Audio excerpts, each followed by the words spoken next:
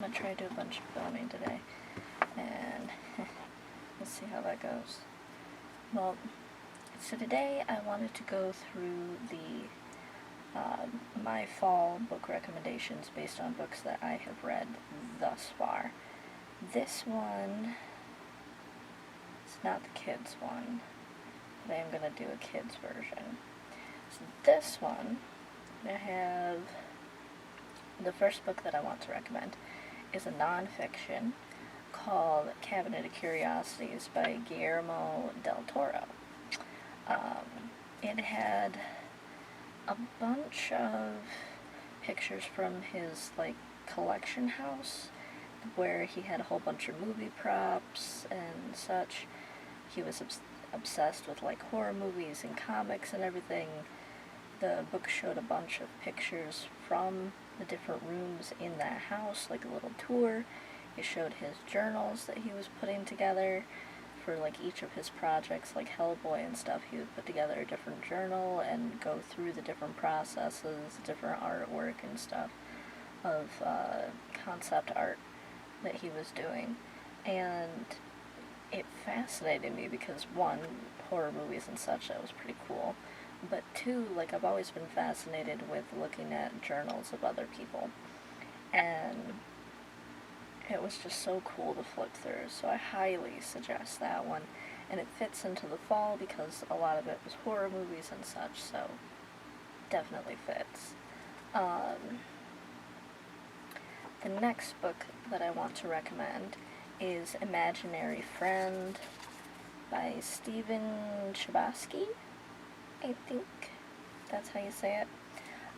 It's a horror, and basically there was a little boy who had gotten lost in the woods, and he had found a new friend, and it got weird, but very, very interesting. There were some points that were very scary. There's deer that want to eat you.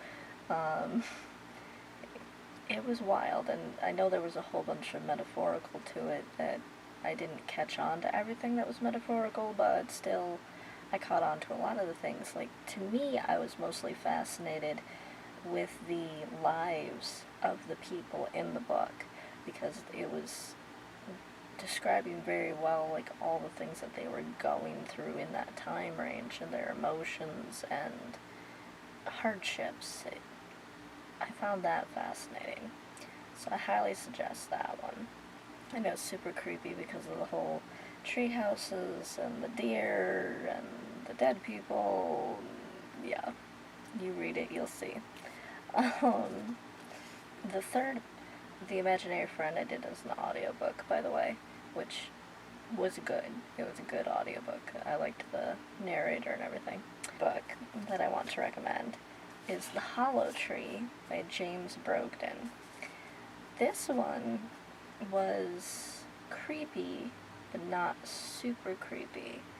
There was a lot of heart to it as well. I just found this one by happenstance.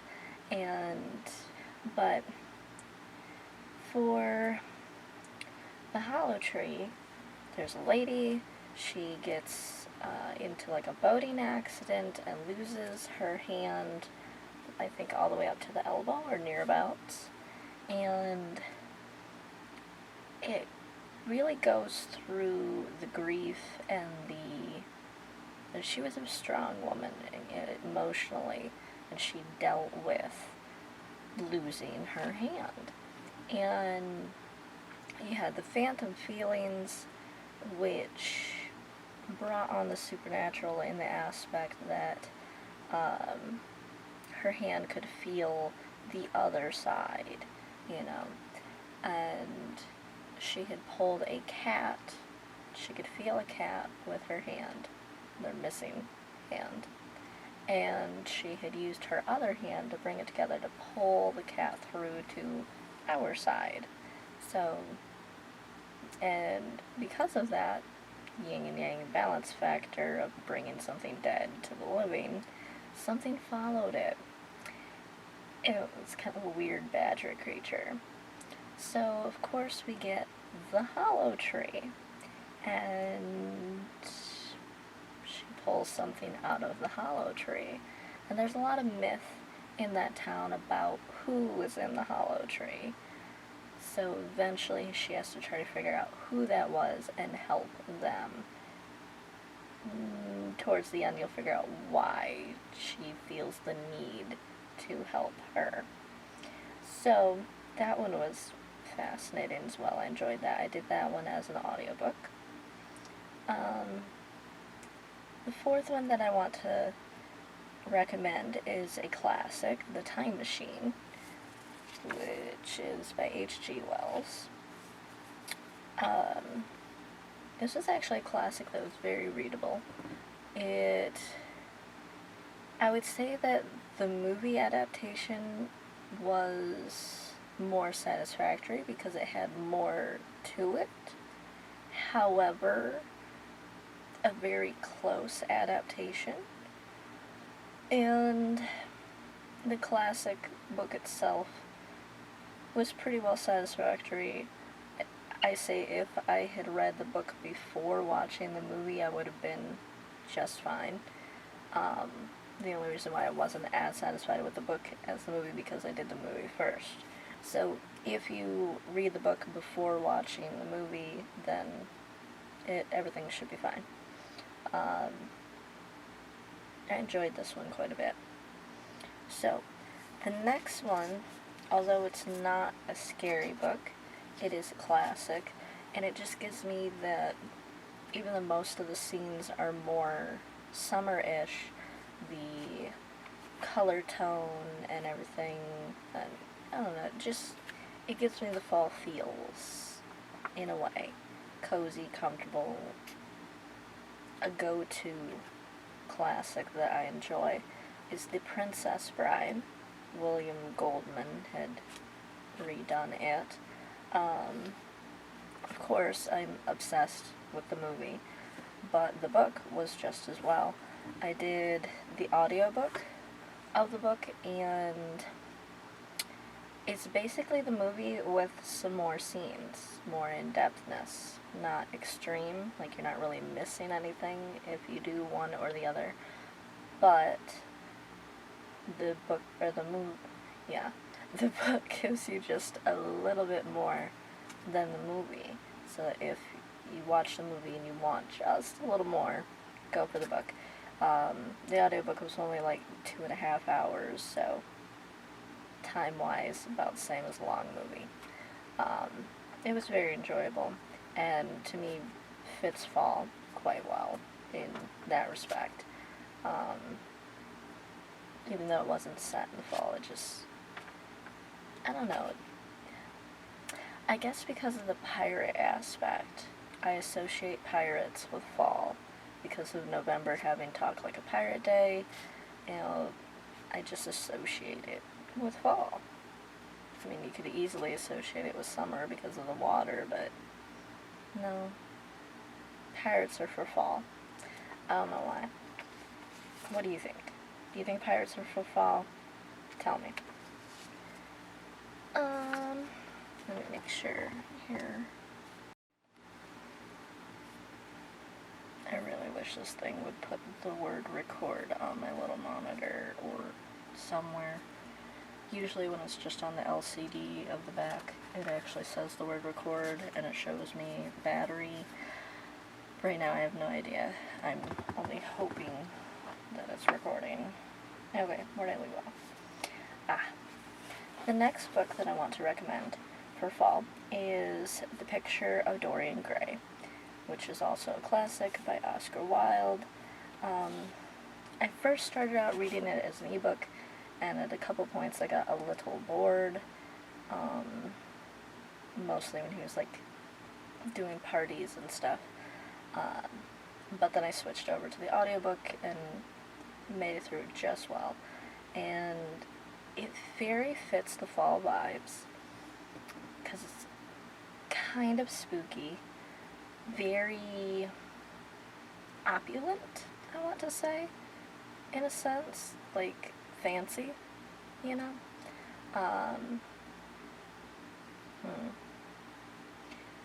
perfectly creepy. It's never truly explained why the painting did what it did, other than he wished for it to do so. I still have yet to watch any other real adaptations of the movie beyond that one TV show. Shoot, Penny Dreadful, I think it was the TV show that had him in it. Or that character, rather. Which I love that show. Yeah, they're not going to continue it. But, anyhow, picture Dorian Gray. Another classic. I have a lot of classics in this list. The next book I want to recommend is The Phantom of the Opera. The one that I had read was a... what's that called? An illustrated copy. It's by Greg Hildebrandt, and I'm sure this copy is probably, like, shortened. I don't doubt that it was shortened, but I didn't mind that. The animation, or the illustrations in it were pretty cool, and I'll put the cover over here if I can find it. But I liked the vibes, but it's very fall vibes, especially the movie. I like the 2004 movie adaptation of The Phantom of the Opera. It's like my favorite. That first scene where lot 666, where they lift the chandelier and it just goes from current gray to old-time color. Oh my gosh, I love that scene so much. Alright, so the next book that I want to recommend for fall is The Gilded Wolves by Roshani Chobosky. Her. So, I'd read this 2019, kind of after everybody else. I have book 2 over here, and I'm getting book 1 and 3 because I had read book 1 as an ebook, and I enjoyed it. Yes, there were times that I didn't know what the puzzle was. I think the only puzzle that I could actually solve on my own was the Egyptian Eye, which I didn't know what it was called. It was the Eye of Horus or something. I just knew, I'm like, that looks like that Egyptian Eye thing, you know.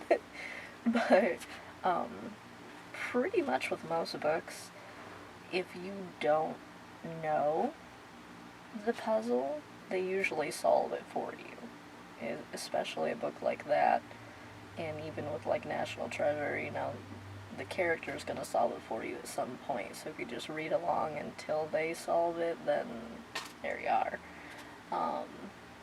I was more fascinated with the characters and figuring out their backstories, trying to piece that together. I was a little confused, but not extremely. Pretty much I could kind of piece together what, you know, all the different little things were about. I thought about trying to do like some in-depth videos of figuring out, like, explaining each thing in it, but I don't know if I'll get there, and it's gonna be a while before I get there, because like I kind of want to read the whole series first, and then put together the pieces, and then create the videos, and so don't expect that for a while, but it may come, maybe. Anyhow, back to where we are. The next book that I want to recommend for fall is Beautiful Creatures by Cami Garcia. I had found booktube in 2019, so I had ran across a few old videos that had mentioned this book, and I had seen it in Goodwill. Well, rather not this book, but books 2, 3, and 4. Yeah, I think books 2, 3, and 4. I'd found them at Goodwill, so I did the audiobook of book 1, so that I could start. I prefer starting the series from the beginning. So I'd gotten book 1, as an audiobook, and I listened to that, and I loved the narration on that. Perfect for fall to me, and I intend to continue the series at some point. Book 2 is actually in my TBR pile. Whether or not I'll get to it soon, we'll see. My current TBR, honestly, will probably take me into 2020, but that's not what we're here for. We're here for fall book recommendations. So I recommend Beautiful Creatures. The next book I would like to recommend for fall is House of Furies. I had read this back in 2019, I believe, and to me it perfectly fit fall vibes. Creepy house, creepy people, could do creepy things, like, yeah. I know, a house that's run by the devil, you know. I liked that a lot, and I have the rest of the series. I intend to finish them at some point. But yeah, definitely fall vibes. The next book I would like to recommend is Stalking Jack the Ripper series. I've only read book 1, so I don't know how well the other books are, but I do intend to read them at some point. I have them. I just need to read them. But I liked book 1. Mystery, creepy, blood, dead bodies, yeah. Crime, Frankenstein vibes, if you know, you know. Very fall. Highly recommend that. The next book I would like to recommend for fall is Captivated by Crimson by Bryn Myers. This was a paranormal romance with vampires. It mixed vampires, I want to say Greek mythology. Correct me if I'm wrong, I'm not sure. And Elizabeth Bathory. Yeah, she's commonly put with vampires, but those 3 things, and they fit together very well. This, I believe I gave a 3 out of 5, if I remember right.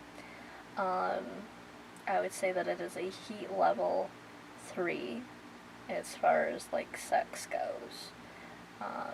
There were some sex scenes, but nothing, like, I'm gonna do a video on heat levels soon, but if you look it up, there are 2 out there in the AuthorTube world that show the heat levels. I would put this at a heat level 3. It was not a bad read. I took my time with it just because I was reading it in between a lot of other things, but honestly it would probably be a pretty short read. I did it as an ebook, and I don't know if it's available on Amazon anymore. Like, I tried to find it and couldn't find it, so if you can get your hands on it, cool. If not, oh well.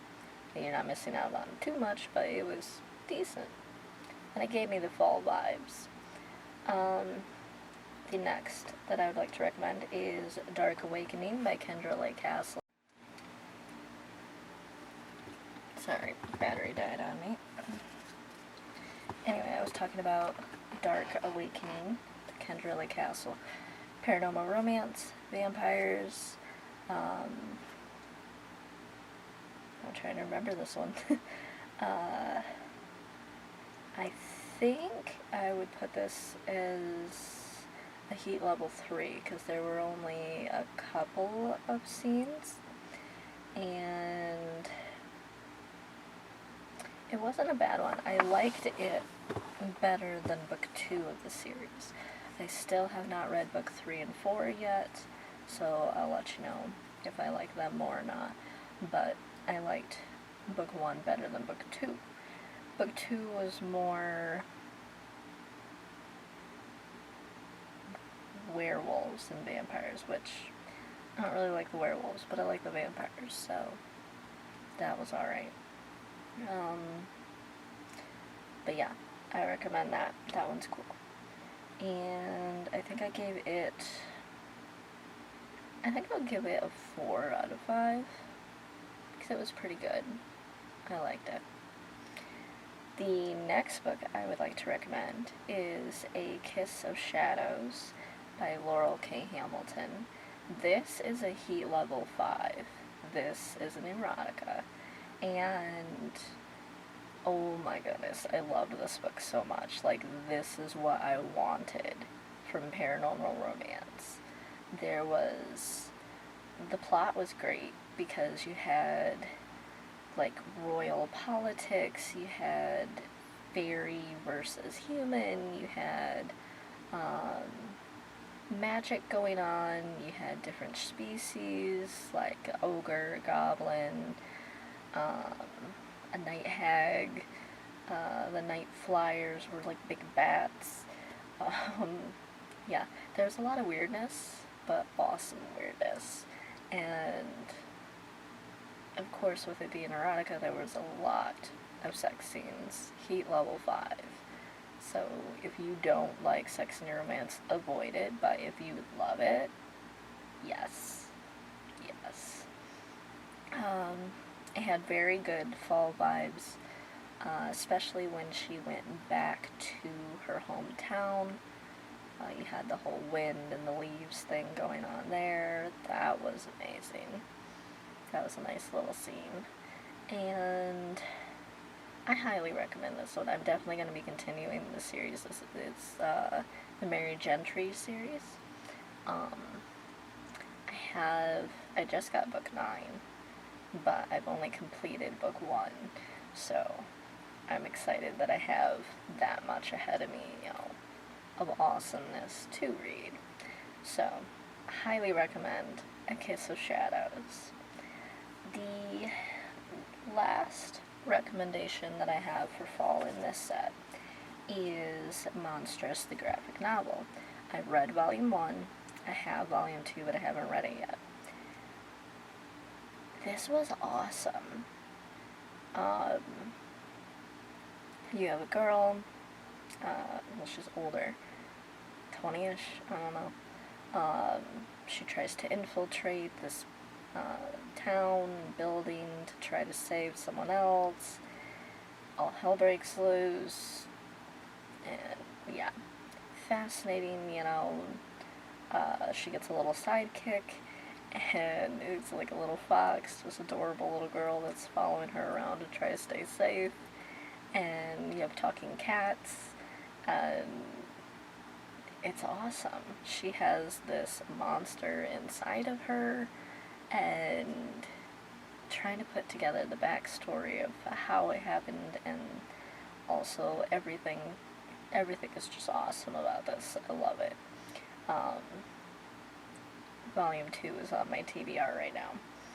I forget, I want to say the first place I heard about this was on Brittany the Bibliophile. I love this so much. And that's all that I have for fall book recommendations right now, of books that I have already read that feel like fall, that fit that vibe. And I don't know if I want the kids one to be a separate video or just more to this video. I guess I'll see after I edit it to see. It's hard to say edit it. Sounds weird to me. After I do the editing, how long these are, if I might put them together. We'll see.